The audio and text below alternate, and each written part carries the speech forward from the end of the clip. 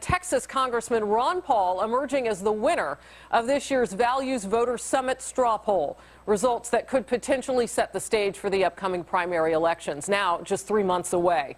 A key group of Republican voters making their top picks tonight. Texas Congressman Ron Paul walking away with victory, taking 37% of the vote. Ron Paul is the big winner in today's Values Voter Summit straw poll in Washington. Ron Paul, the libertarian, the live and let live libertarian, comes out on top among a group of very, very socially conservative Republicans. Texas Congressman Ron Paul, the big winner in today's presidential straw poll at the Values Voter Summit. Ron Paul, the big winner today among social conservatives. Paul taking the presidential straw poll at the Values Voters Summit. Ron Paul, the big winner at today's straw poll at the Values Voters Summit.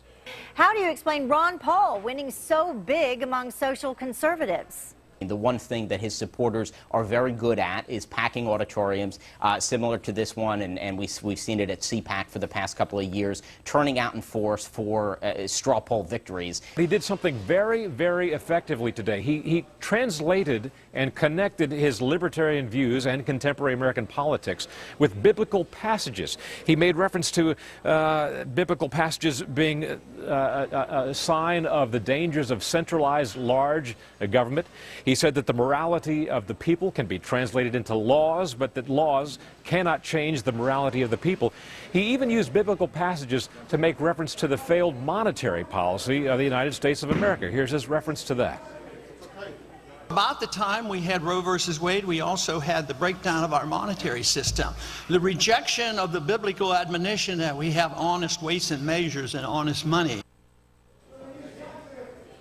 All of that went over very, very big among these social conservatives gathered at this hotel today. He got a very good reception here. This auditorium was packed for his remarks this morning, and then shortly after that at a meet and greet ceremony, the line to meet him stretched literally hundreds of people long. I haven't seen anything like that in quite some time.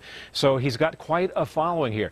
And in his remarks this morning, he addressed and equated his libertarianism to the teaching of the Bible in many respects. He cited several biblical passages, one of them from the book of Samuel, chapter 1, I think it was verse 8, where he talks about the people of Israel wanting a king, and Samuel talks about the danger of that. Here's Ron Paul.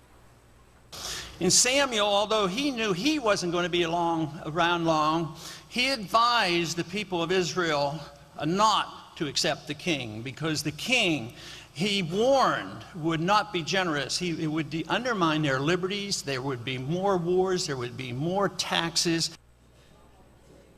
And Paul went on to say that the governing body that most matters in everybody's life is their family. And he said that we in Washington have been paying way too much attention to the king as of late. That line got a lot of applause in this auditorium, Heather.